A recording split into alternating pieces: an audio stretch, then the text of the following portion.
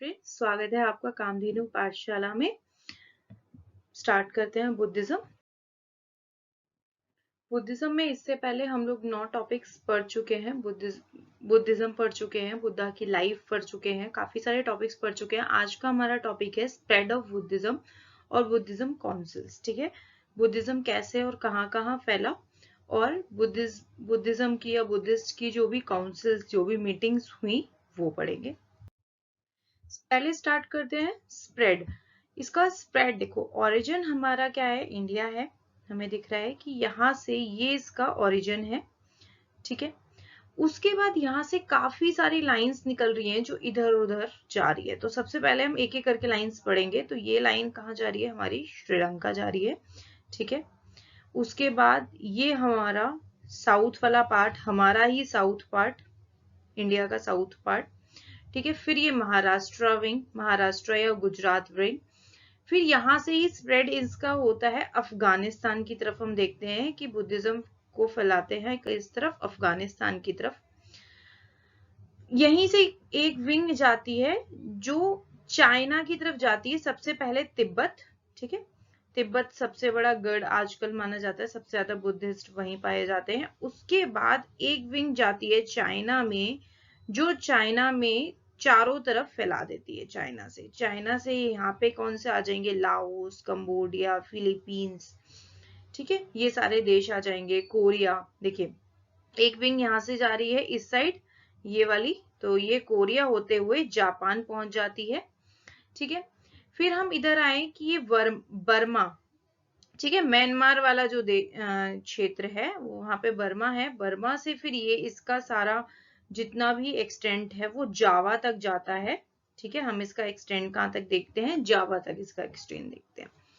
तो यहाँ से कहाँ से है, आपको एक सीरीज कैसे याद करनी है, इंडिया से अफगानिस्तान एक सीरीज, इंडिया से श्रीलंका दूसरी, फिर इंडिया के अंदर ही, फिर इंडिया से चाइना, चाइना से 3-4 पार्ट हो जाते हैं, लाओस, कंबोडिया, फिलीपींस इनके अंदर।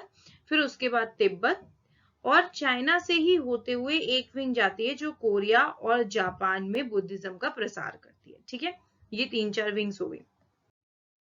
उसके बाद इसका मेन स्ट्रीम क्या पे है, देखिए मेन स्ट्रीम क्या है, साउथ ईस्ट एशिया से सबसे पहले कहाँ गए हम, सेंट्रल एशिया। सेंट्रल एशिया में इसका प्रसार देखते हैं।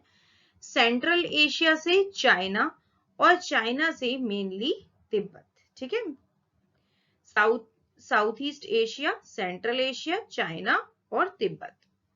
फिर उसके बाद ये जो स्प्रेड है, ये स्प्रेड आखिरकार हो कैसे रहा था, पहली बार तो स्प्रेड क्या था, पीस, मतलब शांतिपूर्ण था।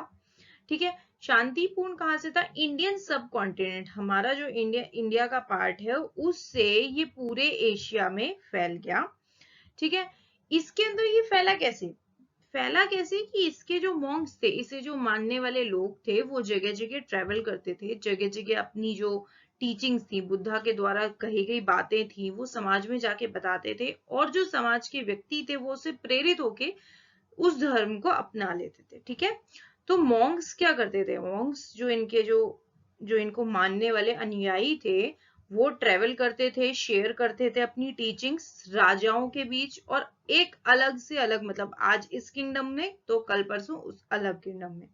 तो इस ये क्या है, इसने एक स्प्रेड ऑफ चेन बना दी कि किंगडम टू किंगडम ये लोग वो करते गए, ट्रेवल करते गए, और ये एक चेन बन गई। उसके बाद उस टाइम पे 6 और 7 बीसी में एक मर्चेंट क्लास, जो व्यापारी टाइप की क्लास थी, वो बहुत ज्यादा पीक पे थी। उस टाइम पे व्यापारी बहुत ज्यादा ट्रेवल करते थे।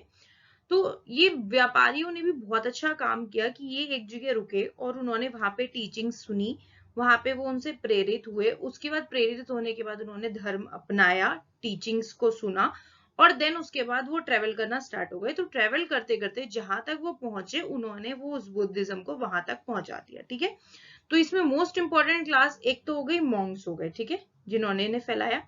उसके बाद एक हो गई व्यापारी, मर्चेंट वाली क्लास, जिन्होंने इसे बहुत ज्यादा फैलाया। उसके बाद एक मेन रोल आ जाता है मौर्य साम्राज्य का। ठीक है, मौर्य साम्राज्य में आपने अशोक का नाम सुना होगा, तो इन्होंने बहुत बड़ी एक भूमिका निभाई इसको बदलने के लिए। मौर्य साम्राज्य जो उस टाइम पे भारत में सबसे ज्यादा फैला हुआ था, उन्होंने क्या किया कि उनके अगर लीडर ने वो अपना लिया तो उनके जहां तक बाउंड्री थी वहां के लोगों तक बुद्धिज्म का प्रसार हो गया। ठीक है, अभी मर्चेंट क्लास मौर्य के जो भी लोग थे, व्यापारी थे, वो सब क्या करते थे उस टाइम पे, सिल्क रूट का इस्तेमाल करते थे आने जाने के लिए। तो सिल्क रूट भी एक बहुत बड़ा माध्यम है बुद्धिज्म को बढ़ाने के लिए। ठीक है, सिल्क रूट से भी बुद्धिज्म को बहुत ज्यादा प्रसार मिलता है। ठीक है, पहला क्या हो गया, मॉन्क्स हो गए, उसके बाद मर्चेंट क्लास हो गई, मौर्य साम्राज्य हो गया, फिर एक सिल्क रूट हो गया। ठीक है, इन सारे 4-5 कारणों ने बुद्धिज्म को फैलने में बहुत ज्यादा मदद की। और ये लोग क्या करते थे, ट्रेवल करते थे और अपनी सीखी हुई टीचिंग्स को एक दूसरे तक पहुंचाते थे, और इंस्पायर होके इंसान उस बुद्धिज्म को या फिर उस धर्म को अपना लेता था। ठीक, उसके बाद आते हैं हम बुद्धिस्ट काउंसिल। बुद्धिस्ट काउंसिल कौन कौन सी हुई, तो बुद्धिस्ट काउंसिल में क्या है कि सबसे पहले तो एक चीज समझनी होगी कि 6 काउंसिल्स थी, और ये जो काउंसिल्स थी वो बुद्धा के मरने के बाद हुई थी। ठीक है, तो after the death of Buddha, Buddha के मरने के बाद ये सारी हुई थी। इनकी संख्या कितनी थी, 6 थी, जिसके अंदर 4 हम बहुत ज्यादा इंपॉर्टेंट देखते हैं, देन उसके बाद 2 नॉर्मल है। तो आज पढ़ते हैं। पहले तो ये पहली जो मीटिंग थी वो राजगिरा में हुई थी 5 CBC में, 5th सेंचुरी BC में।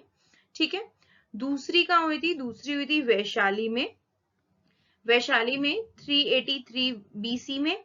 उसके बाद तीसरी कहाँ हुई, पाटलिपुत्र में, पाटलिपुत्र में कहाँ पे हुई, 250 BC में। ठीक है, तो पहले तो हम ये देख लेते हैं। देखिए, ये 3 जो भी आपकी पहली 3 है ये बिफोर क्राइस्ट है। ठीक है, उसके बाद एक हुई कश्मीर में 100 AD में। ठीक है, 100 AD।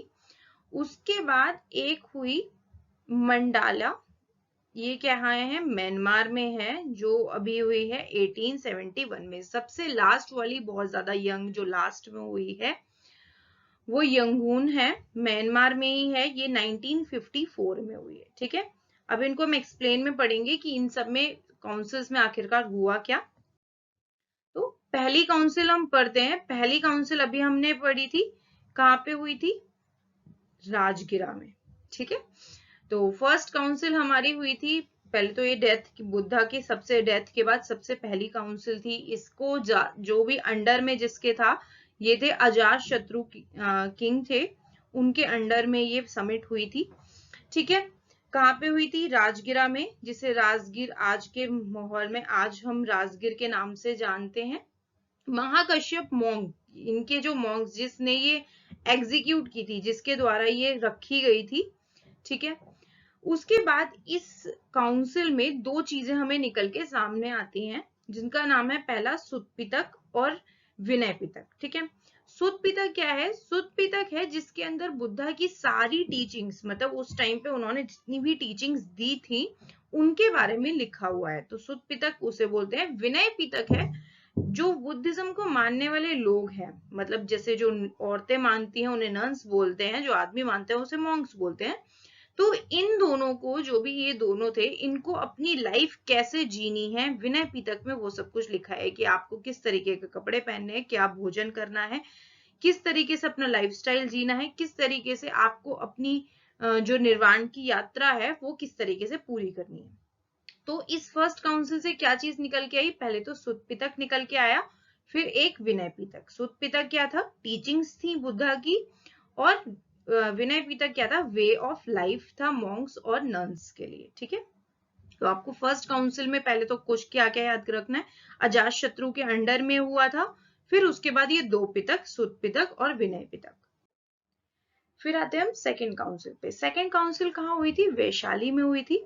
ठीक है, इस जो ऑब्जेक्टिव था इसका, सेकेंड काउंसिल का क्या था कि उस टाइम पे समाज में क्या था, बुद्धिज्म से रिलेटेड जितनी भी टीचिंग्स थी, हर व्यक्ति, हर मॉन्क अपने अपने हिसाब से उसको लोगों को बता रहे थे। तो उससे क्या है, बहुत ज्यादा मतभेद इकट्ठे हो रहे थे समाज में। तो इसको दूर करने के लिए सेकेंड काउंसिल रखी गई, जिसने बुद्धा की टीचिंग का सही मायने में जो उसका अर्थ है वो समाज के सामने रखा। ठीक है, जो बुद्धा ने कहा उसका जो सही अर्थ है वो समाज के सामने रखा। इसकी वजह से क्या है, 2 स्कूल हमारे सामने आते हैं। पहला स्कूल है सत्यवीरवादी। ये क्या थे, ये वो लोग थे जो पुरानी टीचिंग्स, जो भी टीचिंग्स थी और ट्रेडिशंस थे उनको कैरी करके चल रहे थे। ठीक है, पहला स्कूल तो ये था। फिर दूसरा स्कूल था महासंघिका। महासंघिका वो स्कूल था जिसके अंदर जो, मतलब आप कह सकते हैं कि इनके जो पितक थे, जो इनके ग्रंथ थे, जो पाली और संस्कृत में लिखे गए थे, उनके प्रति वो बहुत ज्यादा सहज थे। जरूरी नहीं है कि पितक में जो लिखा है वो इसे मानेंगे, या फिर जितने भी रूल्स एंड रेगुलेशन है ये उन्हें मानेंगे। ठीक है, तो ये जरूरी नहीं था। तो दो स्कूल ये सामने आते हैं। उसके बाद आते हैं हम थर्ड काउंसिल पे। थर्ड काउंसिल कहाँ हुई थी? पाटलिपुत्र में हुई थी। जिसके किसके अंडर में हुई थी? अशोक के अंडर में हुई थी। ठीक है, इसका मोटिव क्या था? इसका मोटिव था कि उस टाइम पे जितने स्कूल्स हो गए थे, मान लीजिए कि उस टाइम तक अगर 5 स्कूल हो गए थे, तो उनको अच्छे से रिकॉन्साइल करना, कि मतलब उनके बारे में सही से एक्सप्लेनेशन देना। ठीक है, और जो बुद्धिस्ट का जो प्योर मूवमेंट है, मतलब जो उसकी प्योरली जो मूवमेंट कहता है, जो बुद्धा कह के गए थे, उस मूवमेंट को, उस बात को जिंदा रखना। ठीक है, ये क्या था? Purest form of Buddhist movement, मतलब उसकी जो भी प्योरली जो बुद्ध भगवान कह के गए थे उनको सुरक्षित रखना, इसका मूवमेंट था। और ये जो करेक्शंस, जो बुद्ध धर्म की जो करेक्शन थी, वो कहाँ, किस नाम से रखी गई? कथावाटू। कथावाटू नाम से एक बुक बनाई गई जिसके अंदर ये करेक्शन लिखी गई, जो एक पार्ट है अभिधम्म पिटक का।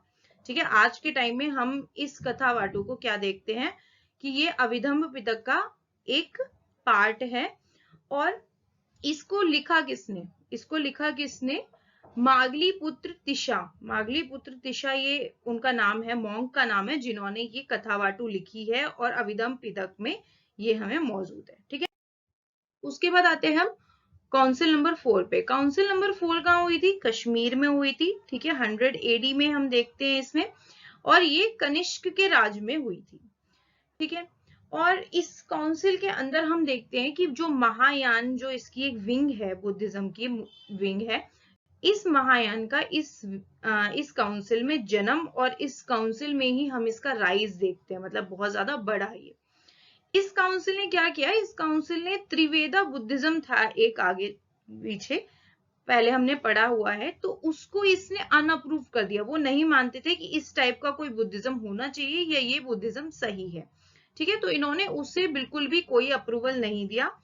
और एक चीज इन्होंने एक अच्छी और करी कि इन्होंने जो त्रिपिटक, जो इसका मेन लीड है, त्रिपिटक, उनके लिए एक रेफरेंस पॉइंट बनाए। रेफरेंस पॉइंट का मतलब हो गया कि आपको कुछ पॉइंट्स दिए जिनसे आप त्रिपिटक को समझना बहुत आसान हो जाएगा। तो इन्होंने क्या किया कि एक रेफरेंस पॉइंट्स बनाए त्रिपिटक पे। किसमें काउंसिल में बनाए गए? 4th काउंसिल में बनाए गए। ठीक है, और त्रिवेदा बुद्धिज्म को इसने बिल्कुल नकार दिया। इन्होंने, ये लोग नहीं मानते कि त्रिवेदा बुद्धिज्म नाम का कोई चीज होती है, और महायान को इन्होंने जन्म दिया। ठीक है, तो ये 4 काउंसिल मेन थी, इसलिए अभी हमने कर ली। 2 काउंसिल हम नेक्स्ट क्लास में करेंगे। So thank you so much and bye bye.